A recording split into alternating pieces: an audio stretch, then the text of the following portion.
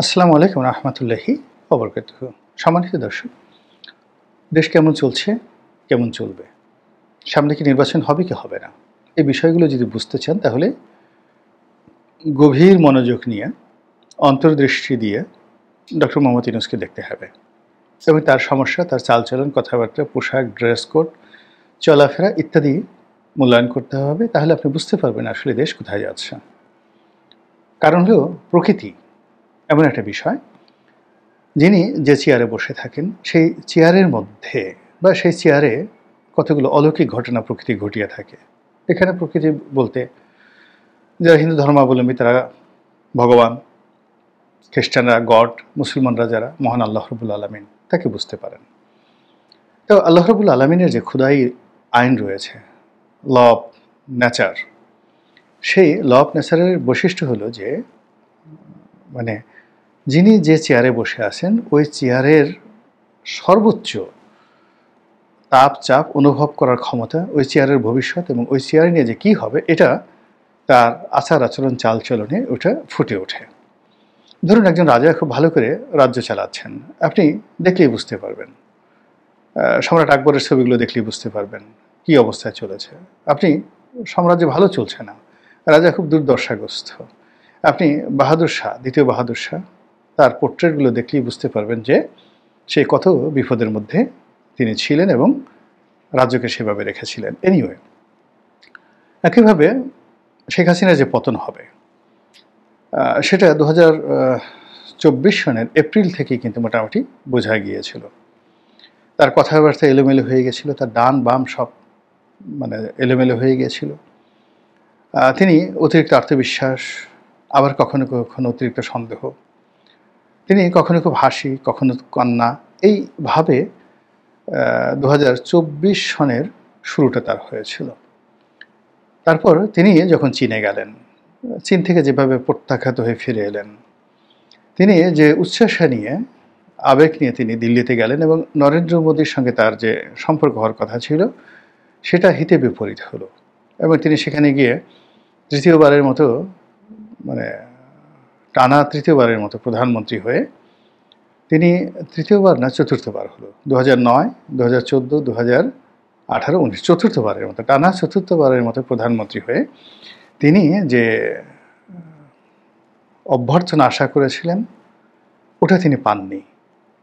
এই জন্য তিনি মনক্ষুণ্ণ হন।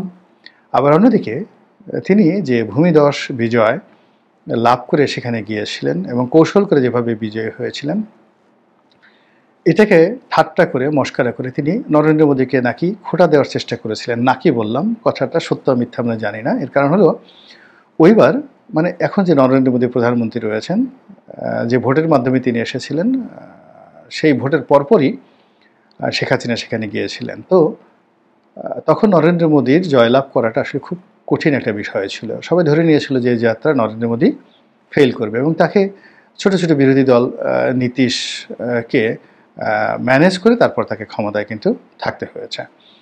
তো তখন নাকি তিনি উদাহরণ দিয়েছিলেন যে আপনি এত কম বিজয় হলেন, এত কম ভোট পেয়ে হলেন কেন, বা আমাকে বললে, আমার পলিসি অনুসরণ করলে আপনি তো অনেক ভোট পেতে পারতেন বা অনেক পদ পদবি পেতে পারতেন। এগুলো যদিও বোগাস কথা 99%, কিন্তু সবাই এটা বানিয়ে ফেলেছে। কিন্তু দিল্লি থেকে তার যে প্রত্যাবর্তন, তিনি দিল্লি থেকে যেভাবে এসেছেন তার মনে ভয় ছিল, বেদনা ছিল, কষ্ট ছিল এবং আবার তিনি যখন চীনে গেলেন ওখানে পরিস্থিতি আরও ভয়ঙ্কর হলো। তারপরে বাংলাদেশে এলেন, বাংলাদেশে এনে আসার পর তিনি তো একেবারে বেসামাল। তিনি যে সকল কথাবার্তা বললেন, যে সেই সংবাদ সম্মেলনে, ফলে তার বিরক্তি, তার ক্রোধ সব কিছু রীতিমতো উপচে পড়ল। সেখানে তিনি রাজাকারের বাচ্চা কাচ্চা বলা শুরু করলেন। তারপরে যখন আন্দোলন শুরু হলো, মেট্রো রেল পুড়িয়ে দেওয়া হলো এবং মেট্রো রেল দেখতে গিয়ে তিনি যেভাবে কাঁদলেন, এটা আসলে তার সঙ্গে মানায় না।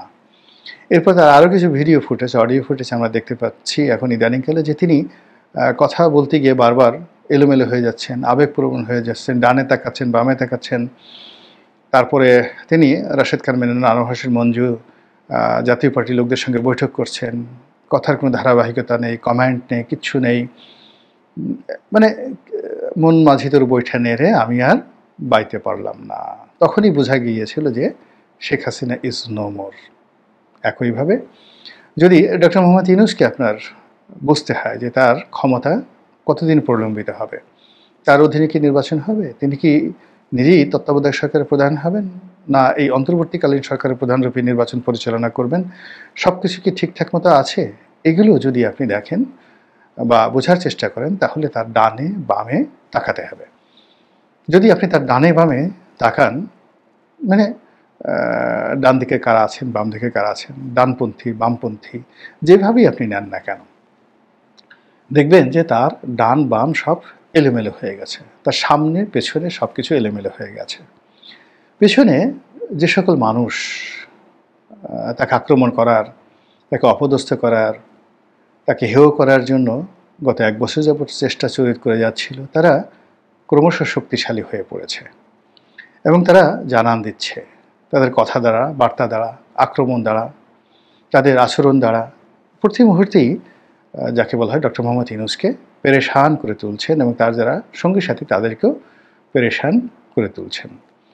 যদি তার ডান দিকে জামাতকে ধরেন, বাম দিকে বিএনপিকে ধরেন, বা বাম দিকে জামাতকে ধরেন, ডান দিকে বিএনপিকে ধরেন, পেছনে যদি আওয়ামী লীগকে ধরেন, সামনে যদি এনসিপিকে ধরেন, তাহলে দেখুন তো গত 3 মাসে কোনো কিছু ঠিক আছে কিনা, কোনো কিছু ধারাবাহিকভাবে চলছে কিনা। এবং তারা সবাই, মানে আমরা এ যাবৎকালে ডক্টর মোহাম্মদ ইউনূসকে উপলক্ষ করে কেউ কোনো কথা বলিনি এবং টিল নাও এখন পর্যন্ত আমরা উপদেষ্টা পরিষদের পরিবর্তন চাচ্ছি, আমরা মবের বিরুদ্ধে কথা বলছি, আইনশৃঙ্খলা উনি ভালো রক্ষা করতে পারছেন না এ কথা বলছি, ওনার কিছু সমালোচনা করছে যে উনি সেই ঋণগুলো মকুব করে নিয়েছেন, তারপরে উনি গ্রামীণ ফোনকে সুযোগ দিয়েছেন, নতুন বিশ্ববিদ্যালয় নিয়েছেন, ওনার বিরুদ্ধে অভিযোগ করছি, কিন্তু ওনাকে ছেড়ে দিচ্ছি না, ওনাকে বলছি না যে চলে যান আপনি, আপনার দ্বারা হবে না, আমরা কেউ কিন্তু বলছি না। কিন্তু ইদানিংকালে যেটা হচ্ছে, কেউ কেউ কিন্তু কথা বলার চেষ্টা করছেন যে নো মোর ইউনূস, চলে যান আপনি, বা তার বিরুদ্ধে অনেকে মিছিল করার চেষ্টা করছেন, কথাবার্তা বলার চেষ্টা করছেন। এটা কিন্তু তিনি যেভাবে অভিষিক্ত হয়েছিলেন এবং যেভাবে আশা নিয়ে এসেছিলেন, এবং গত 11 সময়টাতেও এরকম একটা ভাইব তৈরি হয়েছিল, এবং ঠিক সেই ভাইবটি 6-7 মাসের মাথায় এসে হোঁচট খেয়ে পড়ে। তিনি 6 মাসের বেশি মানে তার সেই যে তার সম্পর্কে যে ইতিবাচক ধারণা 11 সময় হয়েছিলেন, এবং তখন তিনি সম্ভবত কি একটা নাগরিক পার্টি না কি যেন একটা তৈরি করতে চেয়েছিলেন। আবার ঠিক একইভাবে এইবারও সেই এন দিয়া নাগরিক ন্যাশনাল সিটিজেন পার্টি বা নাগরিক পার্টি এরকম এখন এনসিপি করার চেষ্টা করছেন। তার সেই আগের যে রাজনৈতিক অভিলাষ, এটা যে বন্ধ হয়নি, এই নামের দিকে তাকালেই বুঝতে পারবেন, এনসিপি এবং ওই আমলের নাগরিক। এবং ওই সময়টিতে তার যার সঙ্গে যারা এসেছিলেন, বলতে গেলে সবাই কিন্তু বেজ্জতি হয়েছেন, সবাই যাকে বলা হয় রাজনীতির মাঠ থেকে তাদের সমস্ত ক্যারিয়ার শেষ করে গেছে। মানে ডক্টর মোহাম্মদ ইউনূসের 11 সময় যারা তার সঙ্গী সাথী হওয়ার চেষ্টা করেছিলেন গোপন এবং প্রকাশ্যে, এবং তাকে যারা প্রক্সি দেওয়ার চেষ্টা করেছিলেন 11 সময়, যারা কিংস পার্টি রূপে সেকেন্ড, থার্ড, ফোর্থ লেয়ার তৈরি করে ডক্টর মোহাম্মদ ইউনূসকে ফ্রন্টিয়ার লাইনে একদম প্রথম সারিতে তাকে ক্ষমতার কেন্দ্রে পৌঁছে দেওয়ার জন্য যারা চেষ্টা করেছিলেন, সেই ডক্টর ফেরদৌস আহমেদ কুরেশি থেকে শুরু করে অন্য যারা আছেন সব তছনছ হয়ে গেছেন।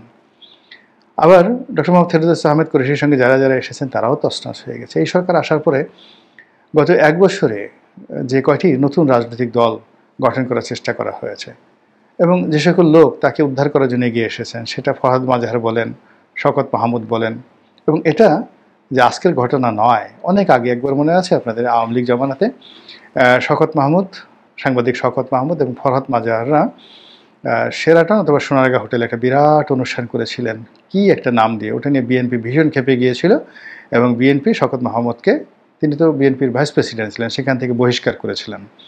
তো সেই ঘটনাটা মনে রাখেন। তারপরে আবার এই সময়টিতে সে শওকত মাহমুদদের নতুন দল করা, নতুন একটা দল করা, ইলিয়াস কাঞ্চন সহ সবাই সহ সেই দল বিশাল জাঁকজমকপূর্ণভাবে দল করলো, মনে হচ্ছে যে এই দলই ক্ষমতা চলে আসবে। আবার দেখা গেল সেই দলের কোনো নামগন্ধ নেই, এবং সেই দলে অনেককেই আহ্বান করা হলো। এর বাইরে বিএনপি থেকে যারা বিভিন্ন সময় বের হয়ে দল করেছিলেন, বিএনপির সময় 11 সময় যারা বিএনপির বিরুদ্ধে অবস্থান করেছিলেন, তাদেরকেও কিন্তু গত 1 বছরে বেশ কয়েকবার ভিন্ন অ্যাঙ্গেল থেকে নড়াচড়া করতে দেখা গিয়েছে এবং স্পষ্টতই ধারণা করা হয় এরা সবাই ডক্টর মোহাম্মদ ইউনূসকে হেল্প করার জন্য, এনসিপিকে হেল্প করার জন্য, বিএনপিকে এবং আওয়ামী লীগকে বিপদে ফেলার জন্য, -2 কার্যকর করার জন্য সর্বোচ্চ চেষ্টা করেছেন। ফলাফল শূন্য। এরপর যদি আপনি চিন্তা করেন জামাত, তো জামাত এবং তার যারা সঙ্গী সাথী রয়েছেন ইসলামী দলগুলো, তারাও কিন্তু ডক্টর মোহাম্মদ ইউনূসকে নানাভাবে সাহায্য সহযোগিতা করে সামনে পিছনে ডানে বামে বহুভাবে তাকে প্রোটেকশন দেওয়ার চেষ্টা করেছে এবং আনকন্ডিশনালি। মানে এই ভদ্রলোককে যদি পারতেন তারা কিয়ামত পর্যন্ত রেখে দিতেন যে আল্লাহ তুমি একে হায়াতে তৈয়বা দান করো, ইনি যেন একেবারে কিয়ামত পর্যন্ত থাকেন এবং ইমাম মাহাদি যখন আসবেন তখন যেন তার হাত থেকে ক্ষমতা আমরা সেই ইমাম মাহাদির হাতে দিয়ে একটা গাজওয়াতুল হিন্দ আমরা চালু করতে পারি, অথবা ডক্টর মোহাম্মদ ইউনূসকে এম্পাওয়ার্ড করে তার নেতৃত্বে ভারতের 7 সিস্টার দখল করা, ভারত দখল করা, দিল্লি দখল করা, পাকিস্তান দখল করা এবং ঢাকাকে বাংলা বিহার উড়িষ্যার নয়, সুবে বাংলা নয়, একেবারে পাক ভারত উপমহাদেশের যেভাবে সবচেয়ে বড় ডাইনেস্টি, দুটো ডাইনেস্টি তৈরি হয়েছিল মুঘল জামানাতে আওরঙ্গজেবের যে রাজত্ব, ওই সময়টাতে ভারতবর্ষের মানচিত্র সবচেয়ে বড় ছিল। আর এর আগে যেটা ছিল সেটা হলো অশোকের জামানাতে চন্দ্রগুপ্ত মৌর্য ডাইনেস্টির তৃতীয় সম্রাট, মানে প্রথমে হলো চন্দ্রগুপ্ত মৌর্য, তারপরে বিন্দুসারের ছেলে হলো অশোক, সম্রাট অশোক দ্য গ্রেট। তো সেই অশোকের যে মানচিত্র ওটা হলো দ্বিতীয় বৃহত্তম মানচিত্র এবং নরেন্দ্র মোদীর টার্গেট যে ভবিষ্যতে ভারতবর্ষকে এমন একটা শক্তিশালী করে অশোক যে ভূমির উপরে প্রভাব বিস্তার করেছিল সেই ভূমি অর্থাৎ পাকিস্তান, আফগানিস্তান, বাংলা, বিহার, উড়িষ্যা সব তিনি দখল করে ফেলবেন। এজন্য পার্লামেন্টে সেই অশোক জমানার একটা মানচিত্র যেটিকে বলা হয় অশোক চক্র, সেই অশোক চক্র তিনি স্থাপন করেছেন এবং এটা নিয়ে সারা দুনিয়াতে তর্ক বিতর্ক হচ্ছে।